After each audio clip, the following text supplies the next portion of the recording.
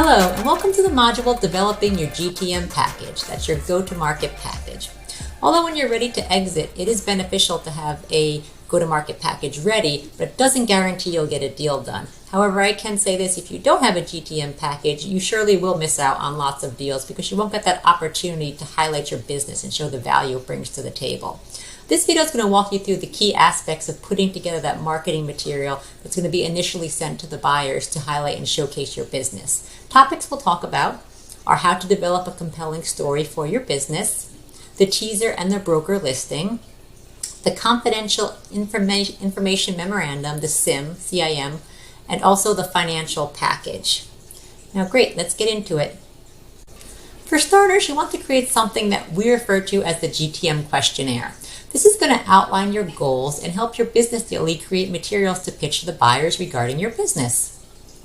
First, you'll want to document your transaction goals. You want to consider things like timing to go to market, timing to exit, and your business and personal life are going to actually dictate this timing. On the business side, maybe you have a lot of seasonality, maybe you'd like to go to market after the holidays. On the personal side, maybe you have a baby coming and you kind of want to time around these life events. Also, the legal entity setup of your business may also affect your structure, then the transaction. Maybe you have to do an asset deal, maybe you have to do a stock deal. Other things you'll want to think about and document are your transition objectives. For example, after you exit and you have been bought by the buyer, do you want to stay on long term with them or short term? So a lot of your business and personal goals will dictate a lot of these timing aspects. You're also going to outline the unique value and future upside of your business. The questionnaire will ask information about your business, the brand, your competitive advantages, your growth strategy, your advertising strategy, your launch strategy, anything that is typically unique to your business and you'll want to highlight. And all of this information your dealie will take and actually put it into the CIM, the confidential information memorandum, which we'll get into in a second, and other marketing material. So all of this information will be compiled to be presented to buyers. And the more detail, the better, obviously. And also having metrics to support your story is great. For example, if you have repeat customers, maybe throwing in some percentages, or you've had growth or looking to have future growth, maybe put in some percentages to quantify that. So any type of numbers that could actually support your statements will go a long way.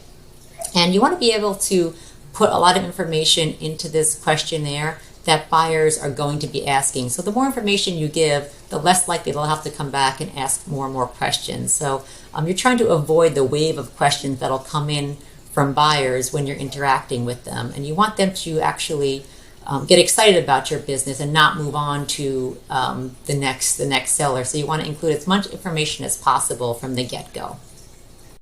Let's talk about your growth story that you're going to be presenting to the buyer.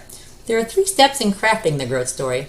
First, you want to talk about what you've accomplished. I like to think of this as your bragging list. You want to talk about anything under the sun that you've accomplished historically that'll pique the buyer's interest in not only your business, the brand, but also yourself. So for example, maybe you've built up a good brand name. You've got a lot of email subscriptions. You have a subscribe and save list that's getting large. So anything that is brand value related, they would definitely want to know. Maybe you have a leading position in your niche. How long did it take you to get there? How long have you been maintaining that spot? Things you had to overcome to achieve this. And your revenue and earnings, both in terms of size and growth. Let's say you've hit 100% year-over-year growth in revenue. You'll want to actually talk about those metrics and things that attributed to achieving these. So any of these things that could kind of put you in the spotlight and make you stand out will definitely be beneficial when speaking to a buyer. You also want to talk about where you're going. So this is going to be all around, your current pipeline of products, your future pipeline of products, and your financial forecasting, and also the likelihood of you hitting these targets. So in your forecast, you'll be actually projecting, your growth story through numbers. So here's my current products in the portfolio. Here's how I'm going to grow them, and this is what they're going to grow to. But it's more important as well to even show the buyer that you have new products in the pipeline. Buyers love to see that you haven't, hit a wall where you just have an existing set of products and you're not going to continue to grow. You want to show them that you're really in it for the long haul. So they love when you actually incorporate new products into the pipeline. And obviously, Make sure that when you're crafting the forecast and putting the new products in, you're going to want to make sure it's realistic. So if you don't believe it, they won't believe it. So it's got to be a growth story that you could actually speak to and understand and execute at the end of the day. Then they'll want to know, the third step is what's actually the potential for them. Because at the end of the day, they're buying the business for themselves. They want to understand what value they're getting, right? So you want to talk about the upside with the buyer resources. Maybe you've built this whole business by yourself, and you've just come to constraints where it's time, it's money, and if you had a full set of team and a better cash flow, you'd be able to grow that business not 100% year over year, but 200% year over year.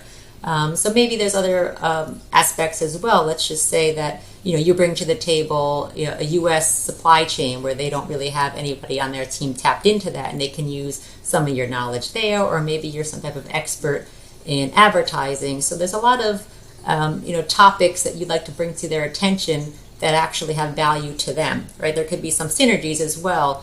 For example, you both sell the same type of product line, and maybe using one supplier will minimize costs, things of that nature. So you'll want to actually figure out what your synergies are, and by joining forces, how they creates value and money for them at the end of the day. Right? They're going to want to know, by buying your business, what's the return on this purchase.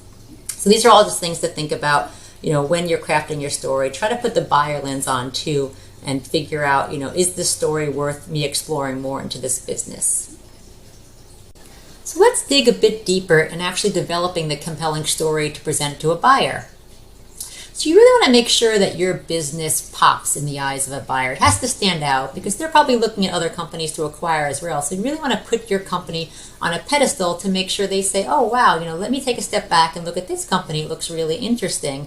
So the point here is, you have to point out any unique value of your business. Really point out those key highlights to drag the buyer in. For example, think of it as an elevator pitch. My company XYZ is rapidly growing, and it's a leading brand in niche ABC. I've got 35% repeat customers and over 1 million followers on social media. So something to really draw the attention of the buyer and say, hey, let me take a step back and look at this business. It sounds, like a really great story. Also, again, I mentioned before, you want to highlight your key accomplishments. You want to show your business over time, the growth, the momentum, the progression. You really want to highlight that to the buyer.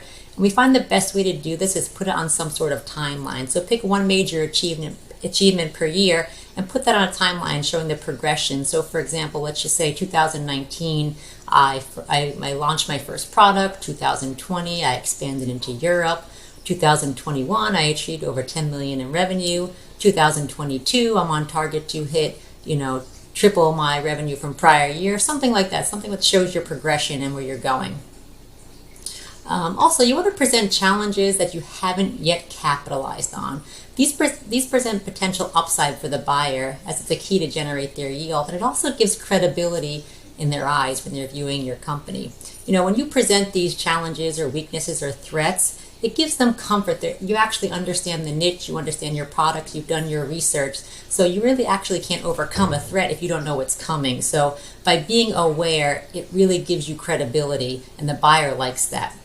And at the end of the day, nobody really wants to buy a company that's 100% clean. There's no way to actually develop it and make it run more smoothly or add more value. Buyers do like it when there are some areas that they can jump in and actually help grow your business. So they want to see that they can add value, where they can increase their return, or smooth out some of the efficiency problems that you're having. So they're likely to find that a lot of your challenges and weaknesses and threats will be beneficial for them when they acquire your company, and they can almost turn that around and add value to you and them together.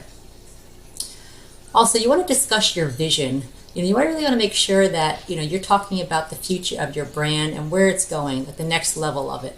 You really want to talk about, I mentioned before, you can use examples. Let's just say, as before, you are running this business by yourself, and you want to point out that these are some targets I could actually hit because I have cash flow issues, or because I'm running a one-man shop. If I had $500,000 and a 5-person team, my strategy would have been to launch these 5 new products, causing my revenue to increase by 30% over the next 9 months. You really want to show that you have this vision, and by merging with this buyer, you can really hit those targets. Because buyers will be interested in knowing what your vision is, because you are, at the end of the day, really the only one who really will understand where your company is going. Everyone will know that you know the brand better than everybody else. So, what you have to say is very important in the eyes of the buyer and where you see your company going. Also, opportunities for growth. You really want to point out both strategic initiatives that are currently being executed as well as expansion opportunities. I mentioned before, you really want to point out, if you're just doing, let's say, for example, Amazon US, you can point out, you should be doing or looking into expanding into other international markets, DTC sales, retail. So you really want to explore some other opportunities, like areas that you could grow into if you had more time and capability to do so. So all of these points will really develop a story where the buyer will get a complete package of, where you started, the progression that you've achieved, and where you're headed. And at the end of the day, this will all kind of complete the package in their mind to say, okay, hey, this is a compelling story. Let's take this to the next level. Let's talk about one of the initial marketing materials that the deal lead will actually deliver to buyers. It's called the teaser. And the teaser is just that. It almost teases, it piques interest in the buyer for them to want to know more about your company. Right, so it's going to be typically a one-pager. It'll provide very high-level information about your company, including the category, the number of products, the growth strategy when you started, your summarized financials, your summarized forecast out into the future. So very basic information. But it does not disclose anything personal. We don't want your identity being revealed at this stage. So it will not include any detailed financials, your brand name, your storefront links, your products, your SKUs, your ASINs, or any other confidential information. That should be kept almost a secret at this point, until later on in the process. So with this initial advertisement, the idea is that the deal lead will deliver this to a set of buyers that fit a certain set of criteria. So for example, your deal lead may know that buyer A is looking for an earning size of 5 million above. Buyer B wants maybe, about 1 million earnings. So depending on the buyer pool, your deal lead will be able to deliver this deliverable to a certain set of buyers that will actually have interest in purchasing your company. And also the goal and the outcome of the teaser. So again, you want to get the buyers interested in this opportunity. You want to give them enough detail to say, hey, let me sign the NDA and dig deeper into the financials and the SIM. I really think this will be a good fit. Let me get all the details surrounding this brand, because I really think from what's been described to me here, although very basic and high level, this does fit my criteria and I do want to learn more about this business. I also wanted to touch on the concept of the listing. You'll hear a lot of brokers refer to it sometimes as the listing, and it's almost like an MLS. When you put your house up for sale, it goes on, a public listing where buyers can look at homes for sale. Same thing with the business. So sometimes you'll hear it called the listing from brokers. And it's going to be very, very similar to the teaser. All the items we talked about where it provides information about your business, but it's redacted to hide your identity. The difference here is that it actually will provide a list price and a multiple. So that'll be a common piece of information on some of the listings you'll see out there from brokers. And the same thing, the goal of the listing is to get the buyer interested in your company, right? Same thing with the teaser. We have to give them enough information here to make sure that they want to take it to the next level and explore your business and sign that NDA to get more detailed information on your company. And what it doesn't disclose, just like the teaser, there's no detailed information on the financials, your brand name, the storefront, product SKU level, none of that, nothing confidential. Now let's move on to the SIM, the Confidential Information Memorandum. This is really going to be a PDF, anywhere from 10 to 30 pages, really showcasing your business and highlighting all those great things about your company. And it's going to include a lot of the topics we discussed earlier. So you'll be pulling out, you and the deal lead, a lot of those, the questionnaires, the go-to-market questionnaire, a lot of information will be pre-thought out and be ready to bake into the SIM.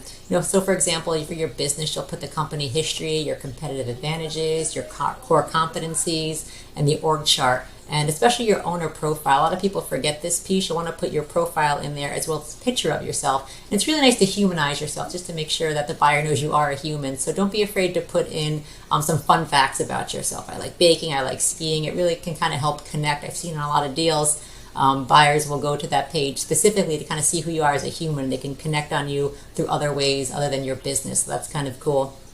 They'll talk about your market and your niche. You'll want to put some of your product and market analysis into the sim to make it your own. The financial performance, it'll go beyond the teaser, so there'll be more in-depth historical financials and forecasts. And also the growth strategy, we talked about that as well. You're going to want to really do a deeper dive into the current initiatives and the growth opportunities that you foresee. And you really want to generate excitement beyond the numbers. This is where your story really needs to be showcased in depth. You want to make sure that you use a lot of visuals, charts, and graphs to really highlight and drive home your points that you're discussing in this sim. You want to make sure that it's visually appealing as well. This is your first impression. So any of these deliverables that you put forth in front of a buyer, first impressions are everything. So really make sure that they stand out and everything is visually appealing. And also think about the reader. Remember to include information that will preemptively answer all of a buyer's FAQs. You want to give them as much information as possible so they don't have to come back to you and follow up on additional questions. You want to make sure that you help, as they're reading through it, they could weed whether or not that they want to continue on with this brand. So the more detail you give them will help them come to a conclusion quicker. So, and you want to make sure that before you actually send the sim out, that you and your deal lead will do a deep dive into even the basics, spell checks and the little simple errors, wrong formatting. Again, you want to put your best foot forward. Not only the content matters here, but also the presentation as well. So you want to make sure that the buyer gets a nice picture of you as a business and personally, that you have your business together and you're well organized and things are thought out. Let's talk about the last key deliverable during the go-to-market phase, which is the financial package. So you're going to want to make sure that you deliver the financial package in some neat format that it's easy to read and easy to follow. More importantly, if you have a financial accounting in place, hopefully you do like a QuickBooks or Xero, these numbers should match what is in your accounting system.